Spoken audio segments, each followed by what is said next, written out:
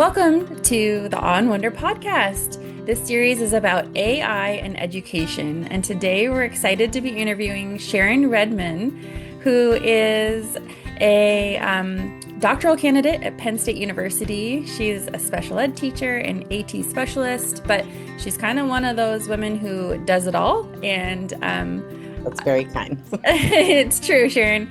And we can't wait to talk to you about your experiences with AI and just kind of hear what's new with, hear what's going on in your world and your experiences. So thank you for being here today. No, thank you for the invitation. I always love coming and talking to you.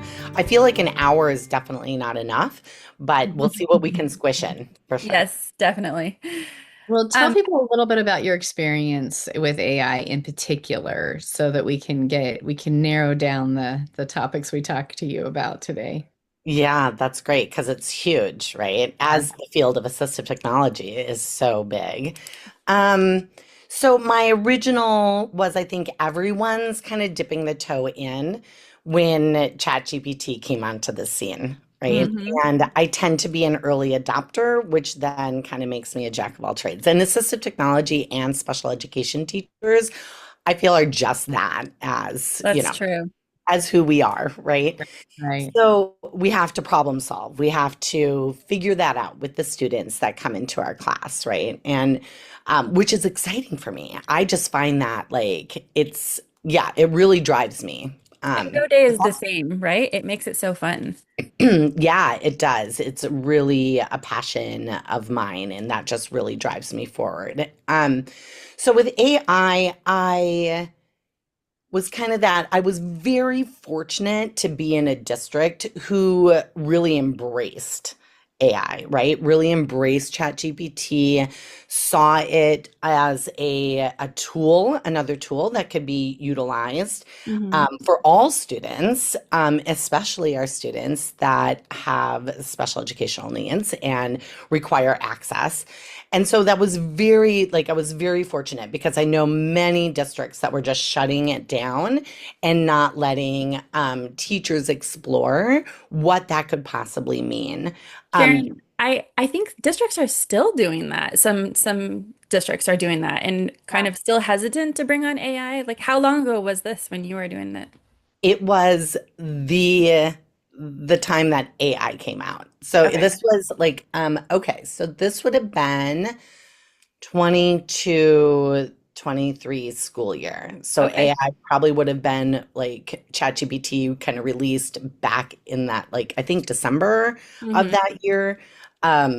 Kind of hit the scene maybe a little earlier than that. I'm not sure of my timeline, but so as far as the school hit, they really kind of embraced that. They came out with some guidelines, just early adopters in that, which I really appreciated because I was able to just kind of dive in and see what this was all about, right? See what this tool could bring to my students and how we could use that. And then also, what were some of the ethical and issues that might be happening. And then also, what do I need to, as you know, like Brenda, we wrote a paper about this. Like what are going to be some of the pitfalls? What are going to be some of the blowback? What are going to be some of the pushback as this being an assistive technology AI Yeah, tool? the hangups that Hang people on. have before they've researched it really or thought about Exactly. it. And just the history of that. We know Yeah. that AT has just a history of that. So what is, knowing that that's coming. So that was kind of my dipping the toe in when I then went to Penn State and started that my doctoral studies 2 years ago, which I can't believe it's been 2 years. That I'm in my third year. Really, that's where I found myself in really amazing company of researchers that were kind of on that cutting edge of AI and AAC, and that just was really exciting. So, and now I'm full on in my doctoral dissertation is going to be about AI and reading and access. So, yes, Can't I'm wait just to kind of like can't wait to revolving. hear about that. Yeah. Yeah, it's a big swim right now. I'm diving deep. So what did it look like being an early adopter? What sort of things did you do with ChatGPT and AI? Well, so when I have, one of the questions that we throw around and we talk about are like, who are those students and who are those people that really inspired you? And that's just such a hard question for me because I feel like the students that are in front of me at that moment, they are the inspiration, right? They Yes. are the things that their axis is what I need to problem solve, Hmm. right? Not them, right? They are perfect in all their humanness and all their beautifulness, Hmm. but it is the access and the environment, right? That social model of disability, that figuring that out. And that just is always in my head as we're going forward. And my students were really struggling. Wonderful district in the middle school, on the peninsula in Washington State, and they were in classrooms, and but was it really inclusion? Right? Hmm. Being in the back of the room is not inclusion, right? Hmm. That is not access. So when this came on the scene, and when I say like I had a most amazing paraeducator who was willing to be an early adopter with me, and that just was fabulous. And so we had lots of conversation. What could this look like? How could we do this? Hey, you play with it, I'll play with it. When you're in the classroom, what would that mean? Brought in the teacher, the science teacher. Hey, I'm thinking about doing this. Like, Hmm. you're part of the IEP team, the science teacher. What would that look like? How could that be? When you're grading in your adapted grading, what are some things that you would want to see? And so we really work collaboratively to look at the student, look at that environment, look at that task, and then seeing how that tool, right? That set Hmm. process that just comes in every time. And from there, we played around, checked it out, see what we could do, and then we added that in as activities, for Google Classroom and just access in the moment. So my parad was there. He's like, okay, they have this reading activity that just kind of came in the last minute. How can I take that, put it into chat? I have my students, just write reading level and access, and I have the teachers, their lesson plan, what all the other students are, the goal for the day. Putting that in, we really created, a prompt that could be adjusted because that's just everything. Like, Hmm. prompt creation is the key to making it work for us, right? And so Hmm. then he was able to, do that. It wasn't perfect. And there was a lot of trial and error, but they were willing to dive in and it not be perfect. And like I said, be trial and error. We made lots of mistakes. And we just tried to figure it out. And the whole point was inclusion, meaningful inclusion into the general education environment. And I feel like early on we were pretty successful. So what you're talking about is leveled reading. So it's like they can't access the curriculum if it's out of their reading level, if it's Correct. above the reading level.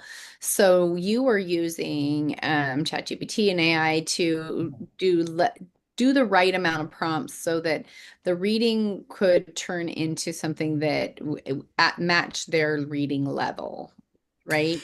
Right. Yeah, it was that. And then we also used it for, task analysis. So if there was an activity that the teacher was doing, whether that was science or food science, that was also one where they needed to read a recipe and they needed to do an activity, or they were working with the food pyramid, whatever the task was, that was out of reach for the student.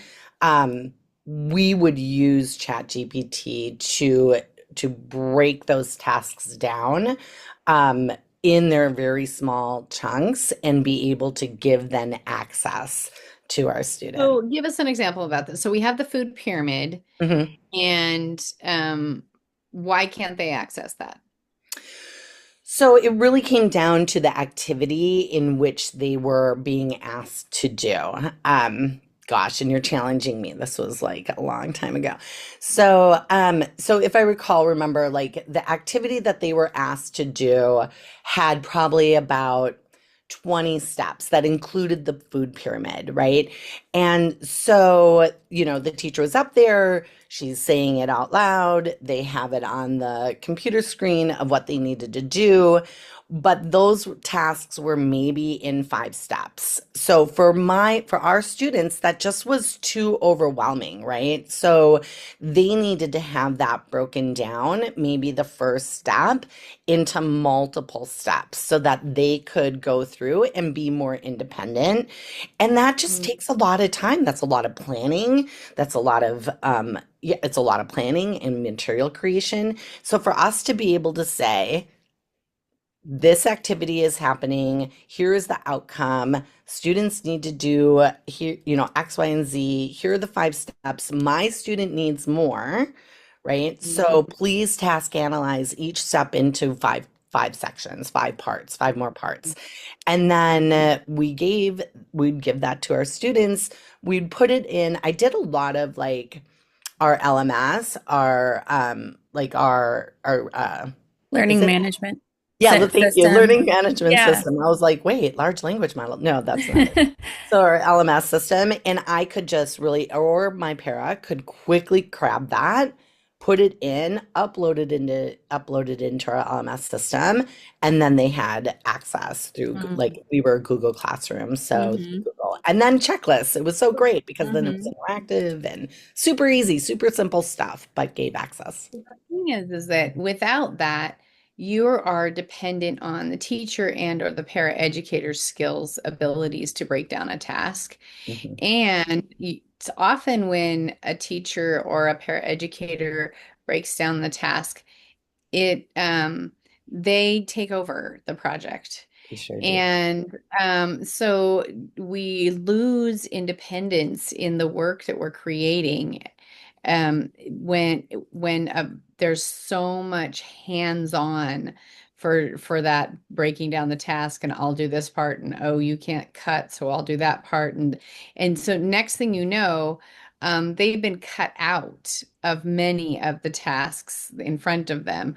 So, and it's not because there wasn't good intention, Oh, but I all think the love in yes, everyone's heart, of right? course. It's all there. But I think sometimes they think, oh, the using AI in general is cheating, and we will talk about that the whole series, I'm sure. But it's oh, it's taking over the child, but actually, what's happening already is taking over the child's autonomy and independence in many of the tasks, especially in inclusive classrooms, because we haven't. It's not natural to understand how do I break this down for them. And so it's like we fight this whole, well, we don't want to take away anything that they could do independently, except for that we're missing that the baseline is already taking away their independence. Absolutely. I mean, here's what we know with students, with all humans, right? We co-construct communication, we co-construct writing, we can co-construct in the classroom. All of Right. it is done with a person by our side, or, when we say independence, I think that we've just kind of lost what that can actually mean, right? And Mhm. so it is co-constructed, it is co-done together.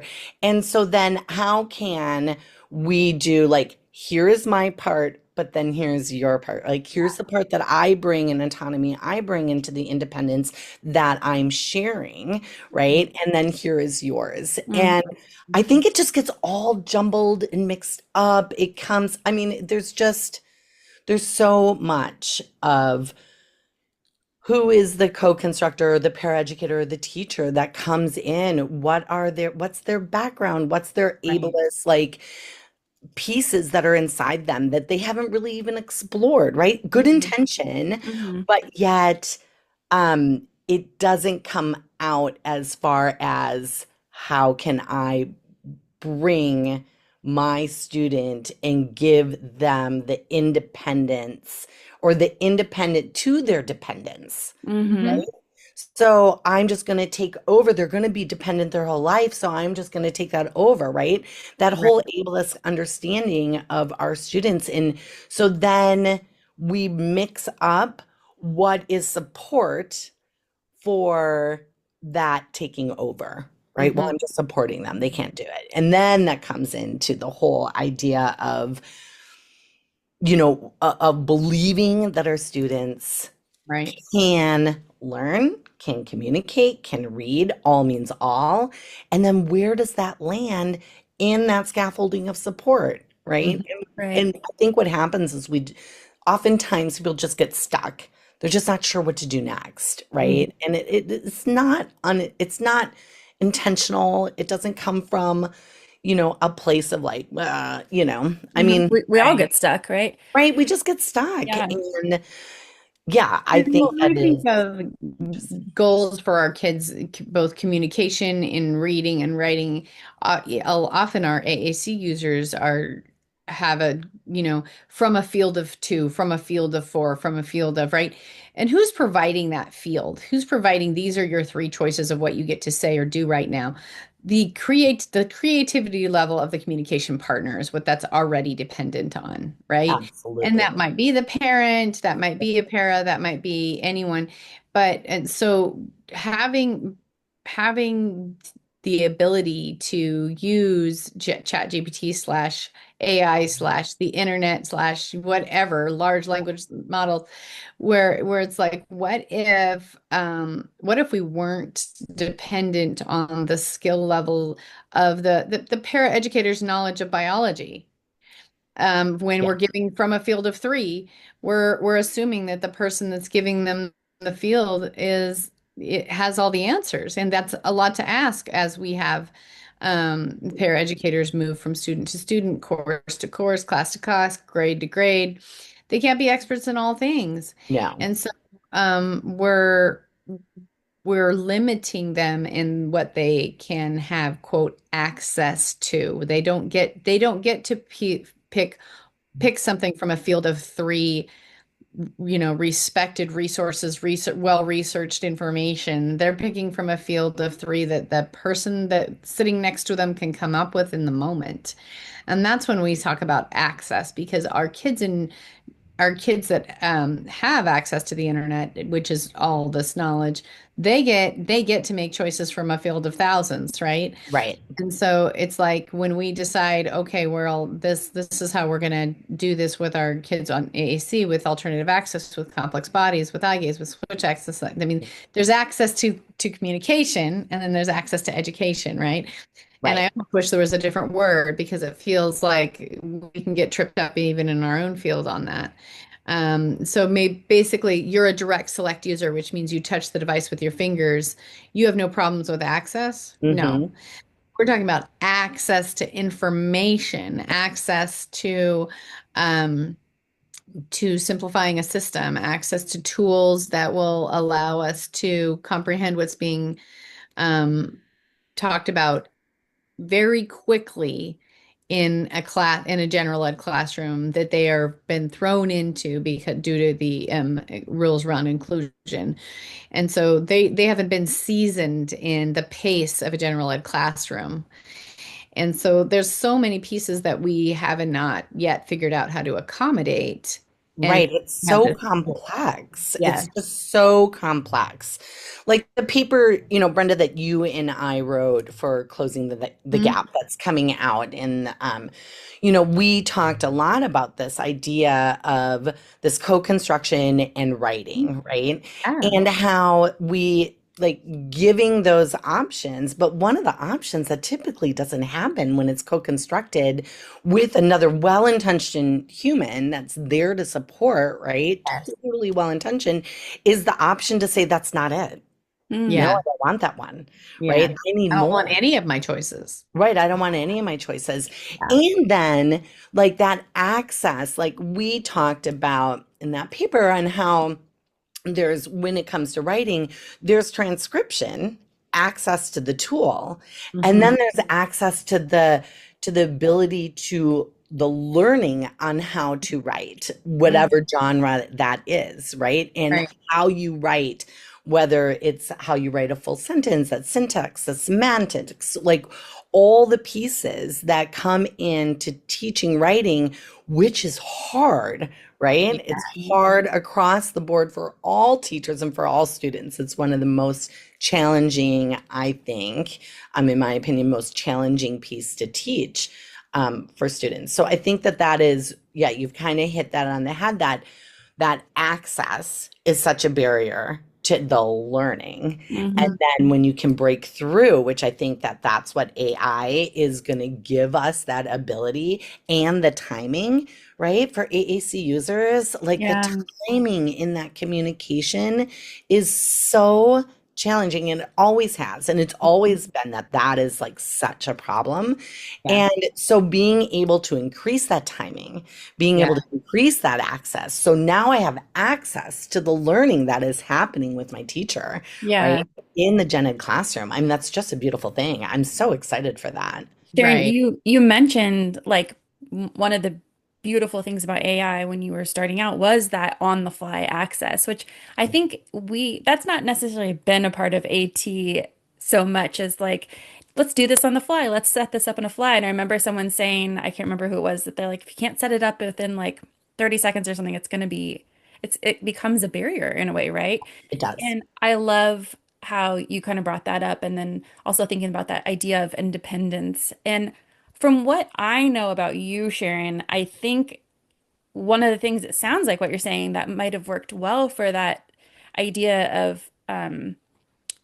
of incorporating AI into the classroom was the fact that you said you did bring the teacher in, that you asked the science teacher, what are your goals? What does this look like? You brought Mhm. the para in, or maybe the para brought himself in, right? He's like, I'm Mhm. on board, let's do this.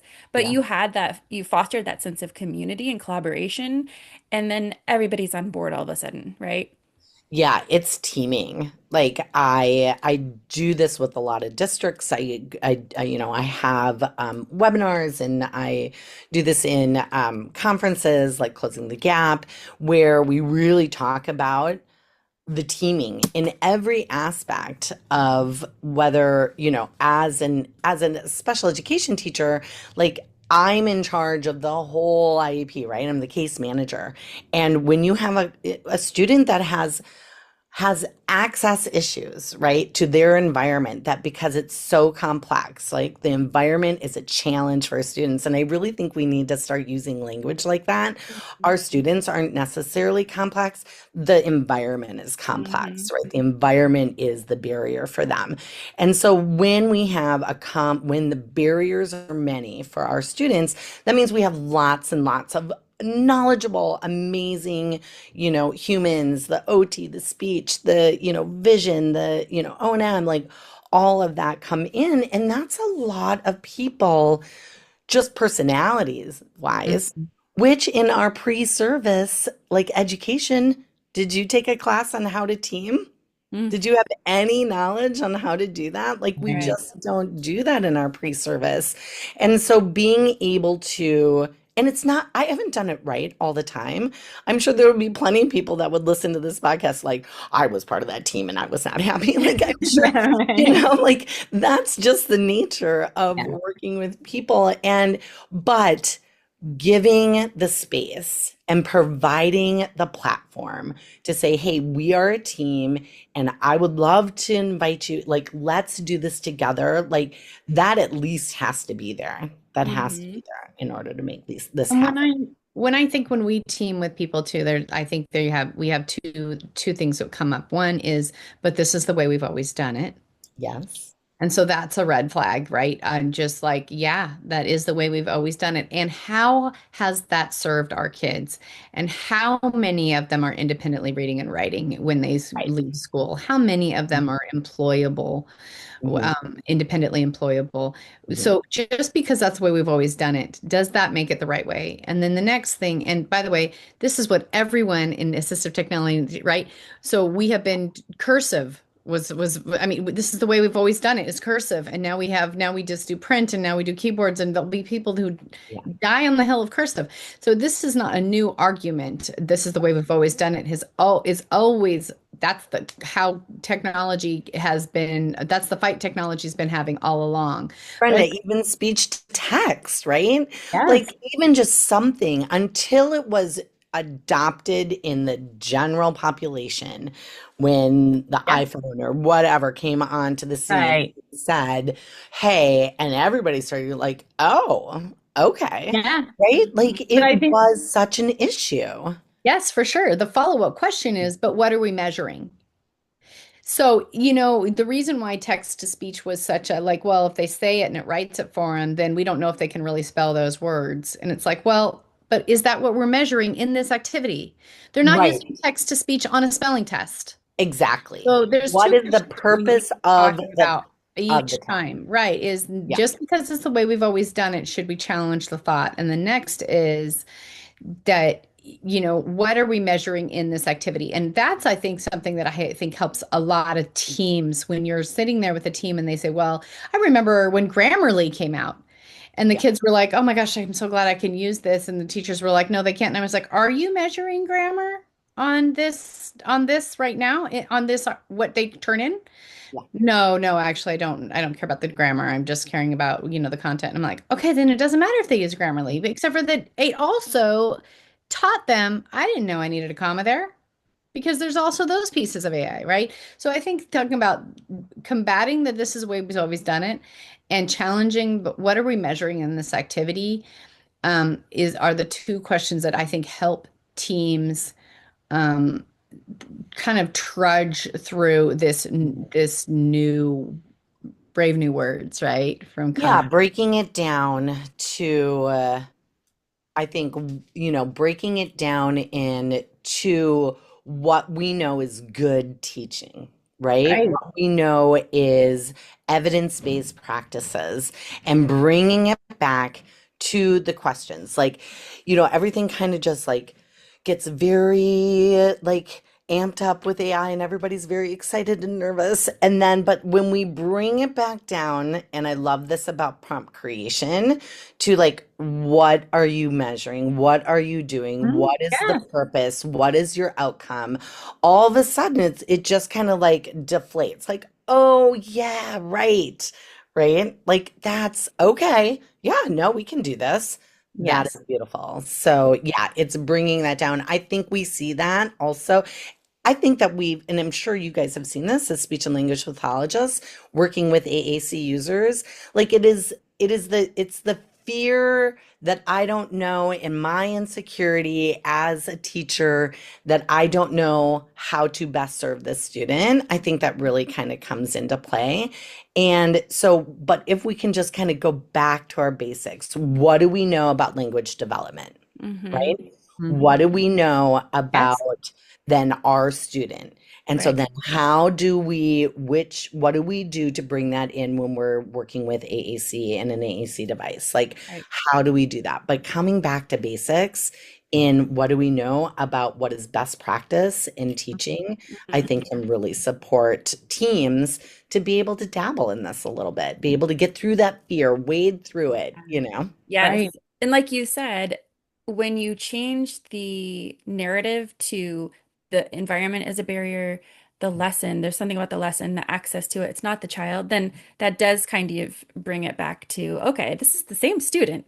And Yeah. I know about, the student, I know about goals and okay, so it's really just another tool, and yeah. Yeah, and I mean, there are some things that we need to be very aware of, right? The ableist, biased nature of AI. Like we need to make sure that we're looking at that. In my own research project that I'm doing for my doctoral studies, I'm looking at how can we use AI on the fly in the moment, right, to adapt same age text for IPSE students, which is inclusionary post-secondary education students that have intellectual disabilities and either use or need AAC.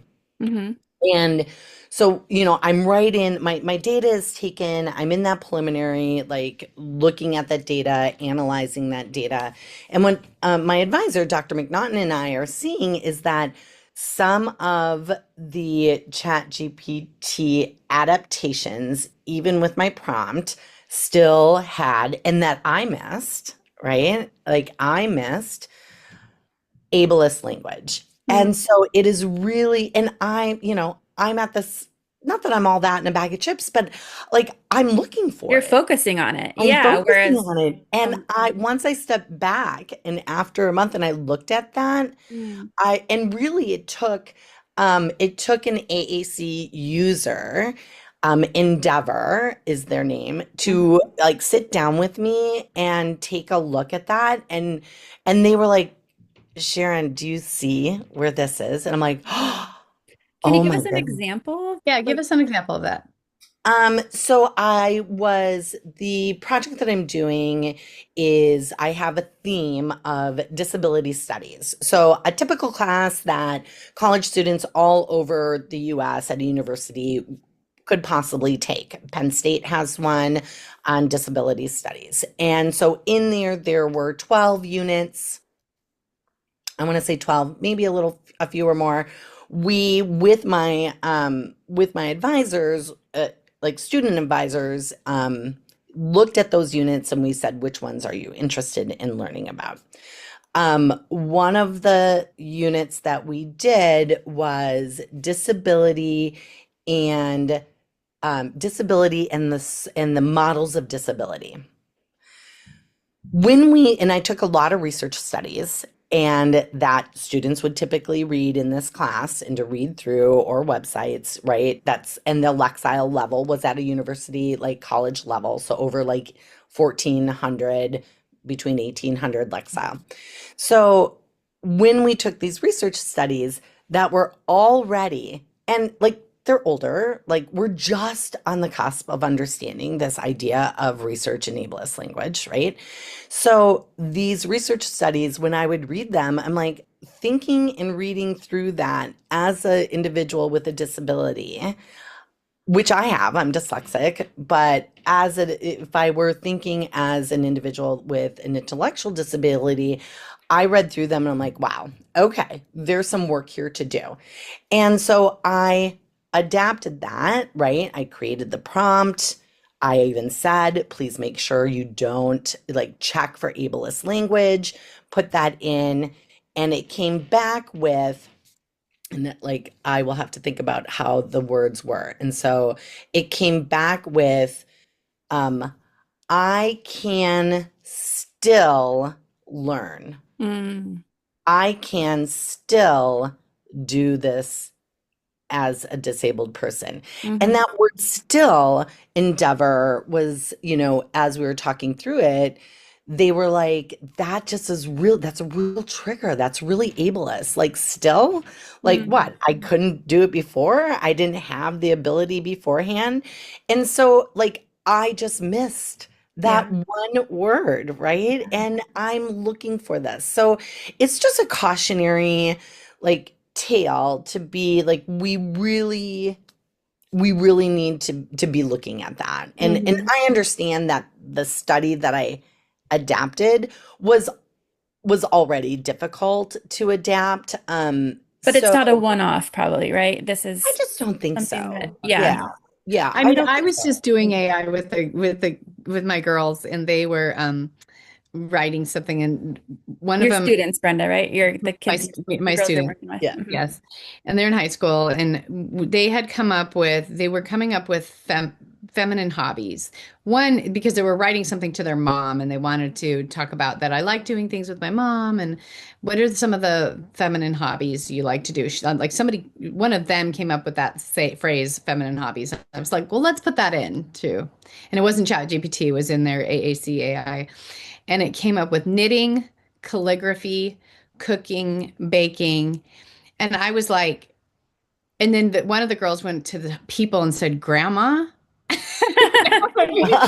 And I was like, That's the best. yes. But Yeah. what it turned out to be was like an obvious, like, and this is why not everything that this computer thing does is right. Have you ever seen your mom I mean, have you ever seen your mom do any of those things? Maybe cooking, baking, whatever. But I'm just saying, like, it was an interesting thing. Like, are those the top four?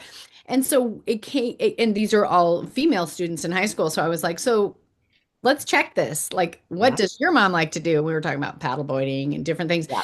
And it was like, even something like that. It's not Yeah. ableist vocabulary, but it's like, where did that get pulled from? Yeah. How is that there? And we need to teach all of our students to challenge even what's being produced at What Allentown. a wonderful opportunity to do critical thinking. Yes, Right? To exactly. teach that critical thinking.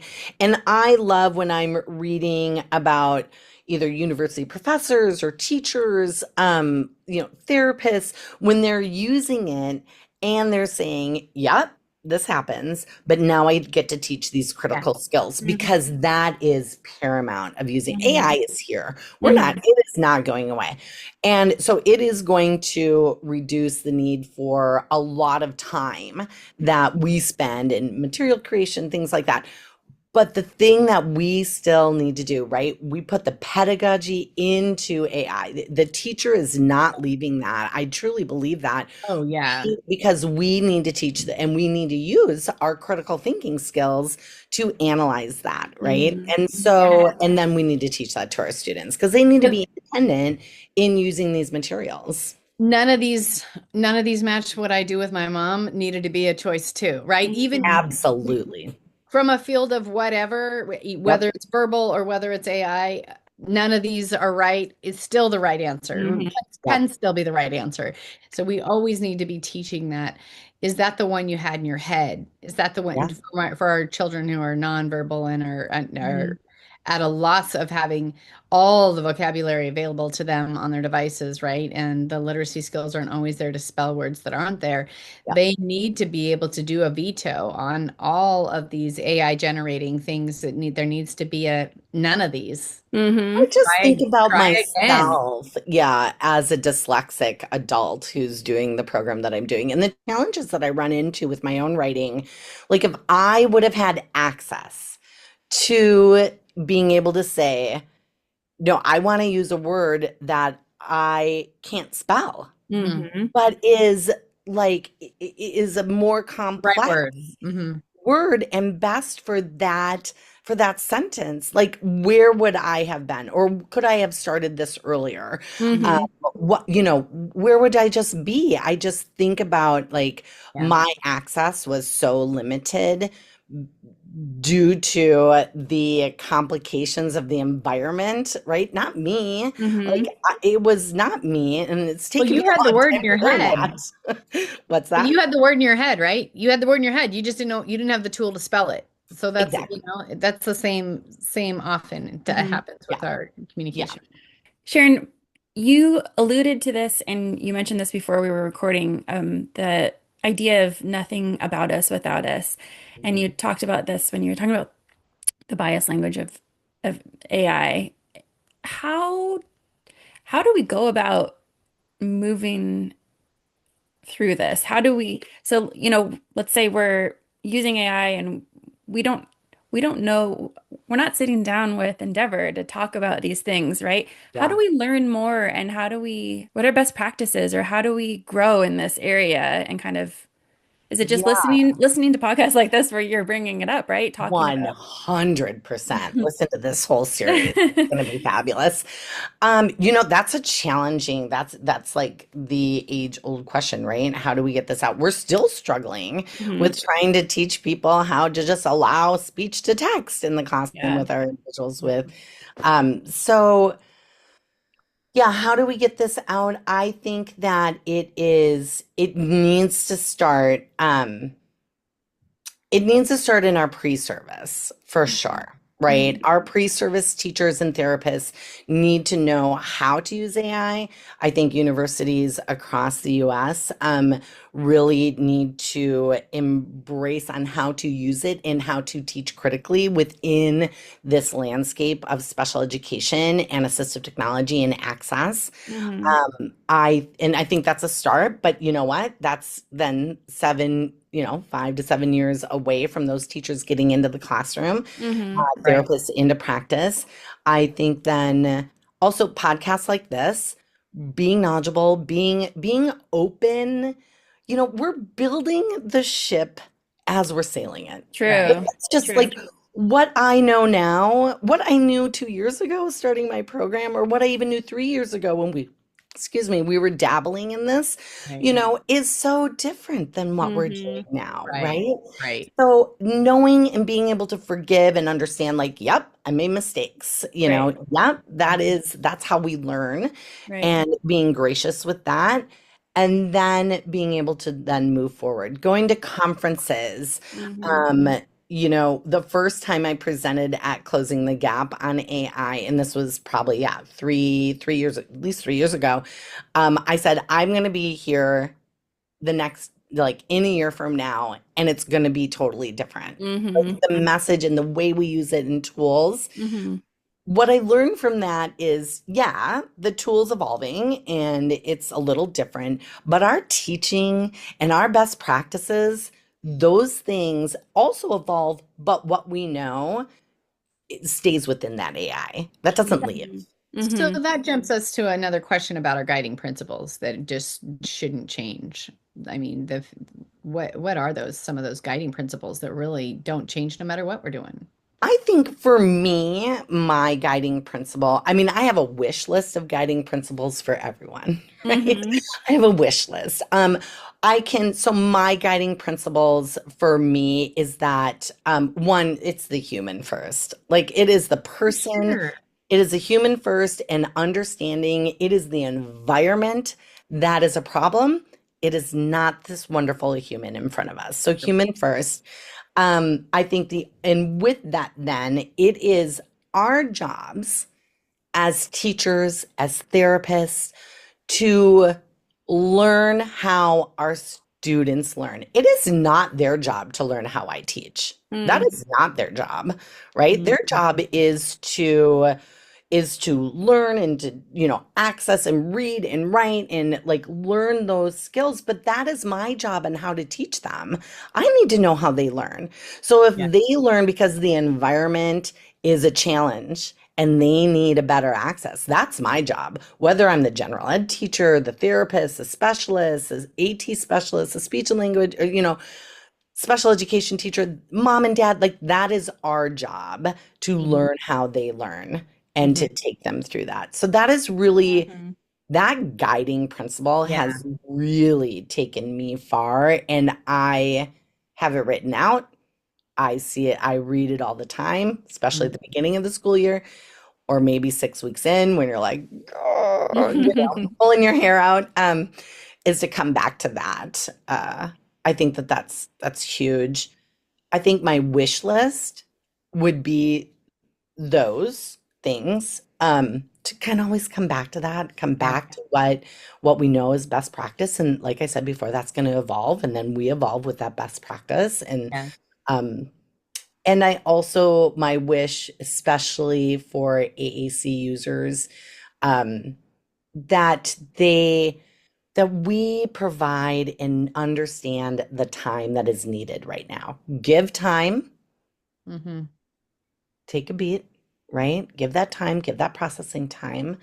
We're just not good at that. I'm still learning how to be better at that. You mean the time that allowing AAC users to have time to To use respond, the to environment to generate. respond. Yeah, yeah. Hmm. I would love Everyone for needs time. Teachers need time. Paras need time. We all need time to mess up and then realize we did it wrong and realize the word still is not going to be part of my. I mean, everyone's got to mess up and then learn from it.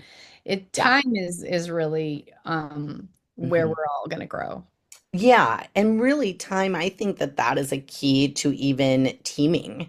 right? Yeah. Having people have time processing, have Hmm. people have time to play around, mess up, come back, have those Yeah. conversations, be safe, in creating a safe environment for that to happen. I think that that's just so important. Um, I also think that we forget about how to break things down. We think like, well, they did it yesterday. Why can't they do it today? Right? And we need to be able to be so adaptable and so like yesterday was yesterday, today is today, right? Mm-hmm. And That's the tomorrow is human tomorrow. factor, though. That's Yeah. the human factor. Yeah, it is a human Yeah. factor. We'll try again tomorrow. Yeah. Mm-hmm. Today wasn't that day, and that's okay. Mm-hmm. That's okay. That doesn't mean we're going to stay here.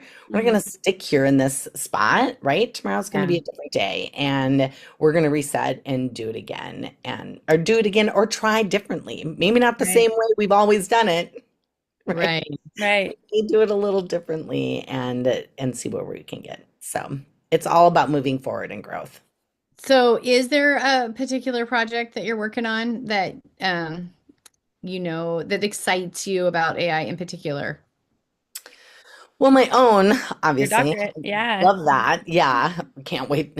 1 year, ladies, Mhm. 1 year finished. So, my own project, I'm really excited to take that. I learned so much with the IPSI students, in the college program at, where I'm at, Penn State. I've learned so much. It's I'm excited to take that and what I've learned and put that into like the K-12 realm and with students that have access issues to communication so Mhm. that those students either who need or use AAC. I'm really excited to bring that in to be able to provide opportunities to really meaningfully engage in the classroom, right? In Mhm. inclusionary and actually have inclusionary practices that they can meaningfully engage in.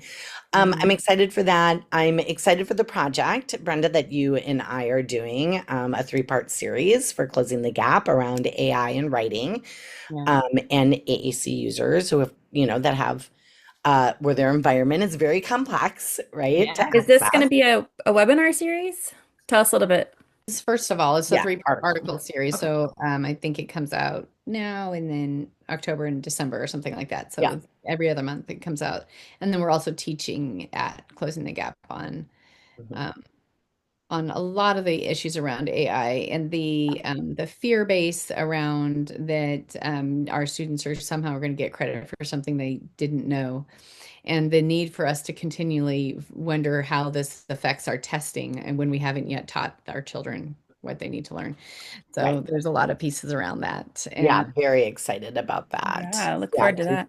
that three-part series. And we're going to be doing in the AI series, webinar series for the Special Education Tech Center, we'll have one episode where Brenda and I will be talking about specifically AI and writing, which is really that focus of that article series for closing the gap. So I'm super, super excited about that.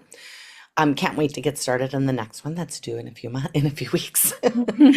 So, You're a lots little of, busy, yeah, a kind of little bit. busy. Yeah. And then I'm also part of a AI bio devices project. I think in the past you've had Dr. Krista Wilkinson Mhm. and Lynn Elko on.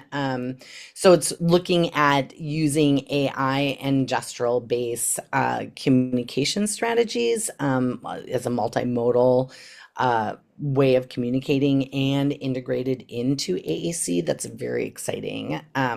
Very exciting work. We actually have our first paper published, so I'm very excited as a That's very congratulations. published exciting. author. Yeah, so it has come out. It's free in the AAC Journal. So I Great. We'll encourage link to everyone. that.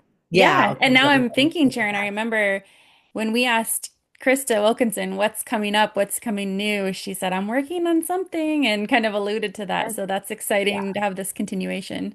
Yeah, it's wonderful that there's a couple different special issues that are happening. One that came out of the RERC on AAC, a collaborative effort, NIDLR project. AAC has the AAC Journal has a whole issue that's dedicated to kind of that nothing about us without us. So lots of articles written by AAC users or research that's in conjunction with AAC users. So that's very exciting. That is free and out there. I encourage everyone to take a look at that and we'll link that. And then, yeah, and then this article that just came out that I was on with Krista Wilkinson, Dr. Saeed Billah, Dr. Dawn Sowers. Then we have AAC Community Advisors, Kevin Williams. I don't want to forget anybody, Lynn Elko, Mitchell Case, and that I've just been lucky to be a part of. So I'm excited to continue that. We'll be at, I think we're doing Closing the Gap. We're going to be doing hopefully ATIA, and then also ASHA. So excited That's to so be, exciting. You yeah. you are very busy. Sharon, if there's a teacher, a parent, an SLP, a school psychologist, somebody who is listening and says, "Okay, I think I'm ready to start using AI," or, I've heard about this, I'm feeling a little bit more confident. How how would you suggest starting, or what would you suggest they do? Is it okay to just jump in there and start trying, or Well, I think that for me, in my comfort level, I am always like, jump in 2 feet. And then, then I make all these mistakes and I'm like, oh, but for me, that is just like, I'm comfortable in doing that, going straight to the source, using that, playing around. What do I get from that? Putting in a lesson plan, seeing what that comes out, asking it Mm, questions. For mhm. one of my classes, I did this very cool thing. I took an AAC article, a research article that was written by by Dr. Karen, just Karen, and I uploaded it into ChatGPT and I said, "Hey, I am a speech and language pathologist and I want to do this evidence-based practice with my own student. I don't understand the article. Take me step by step and teach me Mm, how to do this with my student." And it did. It like mm, took it step by step. Oh, I don't understand that. Can you explain what foils mean? Right. And it mhm. went back and explained, how do I create that for my student? Went back and like, according to this article, like, so there's just so many ways that you can experiment with Yeah. that. It sounds If like, you go oh, ahead. it sounds like kind of experimenting with learning how to write the prompt and what information you need to For give sure. is a good starting 100%. point from what Yeah. you're saying. And I have lots of information out there on, and we can link that to the Setsi site on Mhm. webinars that I've done where it's like how to create that prompt. Mhm. And I've kind of created like, because special ed loves a good acronym. So, I had to throw one in there into the hat. So, just kind of stepping it step by step on how you create. I call it the 4 C's of creating a prompt. So, how you, and don't ask me to recite what that means right now. I didn't write that down. So, like, how to step by step as a therapist, as a teacher, like, get all the pieces done. And what's so fabulous is once you have that written, like, what I found when I was with my early adopter that I worked with, a paraeducator, is that then it was kind of a one and done. Like I created that prompt for science. The teacher just had to put in what the daily, like what the activity was or what the learning objective was. And then if the reading, because we wanted independent reading, or if you just want independent listening comprehension, what level was their optimal level of learning? And if that changed, I would change that. But then the prompt just kind of stayed the same. And so Mhm. that was really nice. And we used our Google Doc to be able to communicate and chat, like, Mhm. hey, I need this. It didn't do this.